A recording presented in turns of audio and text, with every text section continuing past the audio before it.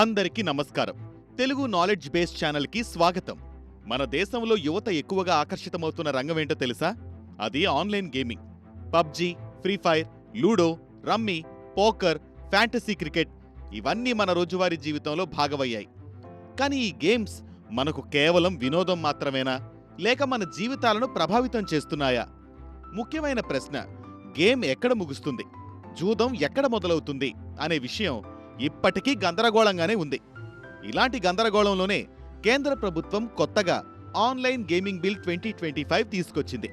ఈరోజు మనం ఈ వీడియోలో తెలుసుకోబోయే విషయాలు: ఈ బిల్ ఎందుకొచ్చింది, ఇందులో ఏవే నిబంధనలున్నాయి, జరిమానాలేంటి, ఇది మనకు లాభమా నష్టమా, యువత, గేమింగ్ కంపెనీలు, ప్రభుత్వం వీరందరిపై ఇది ఎలా ప్రభావం చూపుతుంది అన్నీ క్లియర్గా, సింపుల్గా చూద్దాం. నేపథ్యం, ఇప్పటి వరకు పరిస్థితి. ముందుగా అర్థం చేసుకోవాల్సిందేంటంటే, ఇంతవరకు భారతదేశంలో ఆన్లైన్ గేమింగ్కి స్పష్టమైన చట్టపరమైన ఫ్రేమ్వర్క్ లేదు. ప్రతి రాష్ట్రం తన రీతిలో నిషేధాలు విధించింది. తమిళనాడు రమ్మీ మరియు పోకర్ని నిషేధించింది. కర్ణాటక నిషేధించింది, కానీ కోర్టు రద్దు చేసింది. తెలంగాణ, ఆంధ్రప్రదేశ్లో రమ్మీ మరియు జూదంపై కఠిన చట్టాలున్నాయి. ఇలా ఎక్కడ అనుమతిస్తున్నారు, ఎక్కడ నిషేధిస్తున్నారు అనే క్లారిటీ లేకపోవడంతో యువతలో వ్యసనాలు పెరిగాయి. డబ్బులు పోయి అప్పుల్లో కూరుకుపోయారు. కొన్ని సందర్భాల్లో ప్రాణాలు కూడా పోయాయి. అందుకే ఇప్పుడు దేశవ్యాప్తంగా ఒకే చట్టం అవసరమని కేంద్ర ప్రభుత్వం నిర్ణయించింది. మనం చాలాసార్లు వింటున్నాం, గేమ్ అంటే సరదా, కానీ జూదం అంటే ప్రమాదం. అయితే ఈ రెండిటి మధ్య గీత ఎక్కడుందో ఎవరికీ స్పష్టత లేదు. ఈ సందిగ్ధతే కోట్లాది యువత భవిష్యత్తును గందరగోళంలోకి నెట్టింది. ఈ పరిస్థితిని సరిచేయడానికి ప్రభుత్వం ఆన్లైన్ గేమింగ్ బిల్ 2025 తెచ్చింది. ఇది కేవలం ఒక చట్టం మాత్రమే కాదు, ఇది ఆటల స్వేచ్ఛను రక్షిస్తూ జూదపు మాయలో పడకుండా కాపాడే కవచం. బిల్లోని ముఖ్యాంశాలు: నేషనల్ రెగ్యులేటరీ అథారిటీ. భారతదేశంలో తొలిసారి ఒక కేంద్ర నియంత్రణ సంస్థ నేషనల్ రెగ్యులేటరీ అథారిటీ ఏర్పడనుంది. ఈ అథారిటీ ద్వారా ఏ గేమ్ను స్కిల్ గేమ్ అని పిలవాలి, ఏ గేమ్ను ఛాన్స్ గేమ్ అని పిలవాలి, ఏ గేమ్ను పూర్తిగా నిషేధించాలి అనే ముఖ్యమైన ప్రశ్నలకు సమాధానం దొరుకుతుంది. ఇలాంటిది లేకపోవడం వల్లే ఇంతవరకు రాష్ట్రాలు వేర్వేరు చట్టాలు చేశాయి. ఇప్పుడు మాత్రం దేశమంతా ఒకే నియమం ఉండబోతుంది. 2. Game of skill versus game of chance. ఇది బిల్లోని ప్రధాన హృదయం. గేమ్ ఆఫ్ స్కిల్: ఆటగాడు తన తెలివి, వ్యూహం, అనుభవం ఉపయోగించి గెలిచే ఆటలు. ఉదాహరణ చెస్, ఫ్యాంటసీ క్రికెట్ కొంతవరకు. గేమ్ ఆఫ్ ఛాన్స్: పూర్తిగా అదృష్టంపై ఆధారపడే ఆటలు. ఉదాహరణ లాటరీ, స్లాట్ మషీన్స్, రూలే.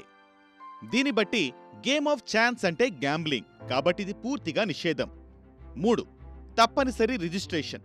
ఇప్పటి వరకు ఎవరైనా ఒక యాప్ లాంచ్ చేసి ఇది గేమింగ్ యాప్ అని చెప్పి డబ్బులు వసూలు చేసేవారు.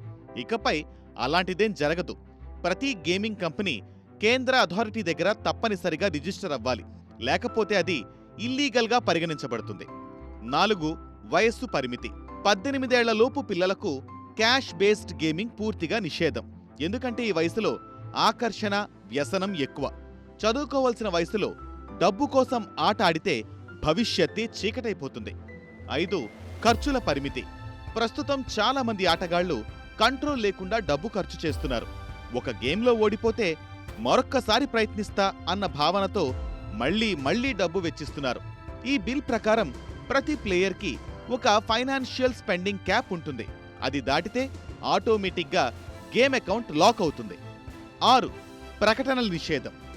Double your money, instant cash, win 10 lakhs in 10 minutes ఇలాంటి ఫేక్ ప్రామిసెస్ ఉన్న యాడ్స్ ఇకపై పూర్తిగా నిషేధం. 7.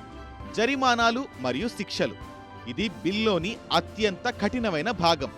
అన్రిజిస్టర్డ్ గేమింగ్ ప్లాట్ఫామ్ నడిపితే 20 లక్షల రూపాయల జరిమానా, రిపీటెడ్ అఫెన్స్ చేస్తే ₹1 కోటి వరకు ఫైన్ ప్లస్ జైలు శిక్ష. మైనర్స్ను టార్గెట్ చేస్తూ గ్యాంబ్లింగ్ చేయిస్తే జైలు ప్లస్ మరింత కఠిన శిక్షలు.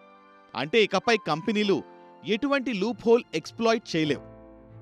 ఒక వాక్యంలో చెప్పాలంటే ఆన్లైన్ గేమింగ్ బిల్ 2025 అనేది గేమింగ్ను వినోదంగా ఉంచుతూ గ్యాంబ్లింగ్ను కఠినంగా నిషేధించే చట్టబద్ధమైన ఫ్రేమ్వర్క్. లాభాలు ఇప్పుడు చూద్దాం. ఈ బిల్ వల్ల ఎలాంటి లాభాలున్నాయి? స్పష్టమైన నియమాలు. ఏది గేమ్, ఏది గ్యాంబ్లింగ్ అనేది క్లియర్ అవుతుంది. యువత రక్షణ, డబ్బులు పోయి అప్పుల్లో కూరుకుపోవడం, మానసిక ఒత్తిడి తగ్గుతుంది. ఫేక్ యాప్స్ తగ్గుతాయి. ఇప్పటి వరకు చాలా తప్పుడు యాప్స్ వాడి డబ్బులు పోగొట్టేవారు, ఇవి తగ్గుతాయి. ప్రభుత్వానికి ఆదాయం, గేమింగ్ కంపెనీలు ట్యాక్స్ చెల్లిస్తాయి, ప్రభుత్వానికి ఆదాయం పెరుగుతుంది. ఇన్వెస్టర్ కాన్ఫిడెన్స్, రూల్స్ క్లియర్గా రావడంతో ఫారిన్ ఇన్వెస్టర్స్కి భయం తగ్గుతుంది. నష్టాలు మరియు ఆందోళనలు, కానీ ప్రతిదానికి పాజిటివ్స్ మాత్రమే ఉండవు కదా. ఈ బిల్లోని కొన్ని ప్రశ్నార్థక చిహ్నాలు కూడా ఉన్నాయి. ఇన్నోవేషన్కి బ్రేక్ పడుతుందా? చాలా స్టార్టప్స్ గేమింగ్లో ఇన్నోవేట్ చేస్తున్నాయి. ఎక్కువ రెగ్యులేషన్స్ వల్ల గ్రోత్ స్లో అయ్యే అవకాశం ఉంది. క్లాసిఫికేషన్స్లో confusion, game of skill versus game of chance, ఈ డిబేట్ ఎప్పటినుంచో ఉంది. ఉదాహరణకి ఫ్యాంటసీ క్రికెట్ స్కిల్ అంటారు, కానీ లాస్ట్ మినిట్ పర్ఫార్మెన్స్ లక్ ఆధారమే కదా. ఎగ్జిక్యూషన్ ప్రాబ్లం, రూల్ వేశారు కానీ అమలు చేయడం కష్టం. ఇల్లీగల్ యాప్స్ ఇంకా మార్గాలు కనుక్కోవచ్చు. ప్లేయర్స్ అబ్రాడ్కి షిఫ్ట్ అవ్వడం, బ్యాన్ వల్ల చాలా మంది ప్లేయర్స్ ఇండియన్ యాప్స్ వదిలి ఫారెన్ యాప్స్ వాడొచ్చు. అడిక్షన్ పూర్తిగా తగ్గదు, రూల్స్ పెడితేనేం కొత్త మార్గాలు వెతికే వాళ్ళు వెతుకుతారు. ముగింపు, మరి చివరగా ఏం చెప్పొచ్చు? ఆన్లైన్ గేమింగ్ బిల్ 2025 అనేది ఒక మంచి ఆరంభం. యువతని కాపాడటం, తప్పుడు యాప్స్ తగ్గించడం, ప్రభుత్వానికి ఆదాయం పెంచడం, ఇవన్నీ పెద్ద లాభాలు. మరి మీ అభిప్రాయం ఏంటి? ఈ బిల్ మనకు లాభమా, నష్టమా? కింద కామెంట్లో చెప్పండి. వీడియో నచ్చితే లైక్ చేయండి, షేర్ చేయండి. ఇంకా ఇలాంటి ఇన్సైట్ఫుల్ వీడియోస్ కోసం మా తెలుగు నాలెడ్జ్ బేస్ ఛానల్ని సబ్స్క్రైబ్ చేయడం మర్చిపోవద్దు. ధన్యవాదాలు.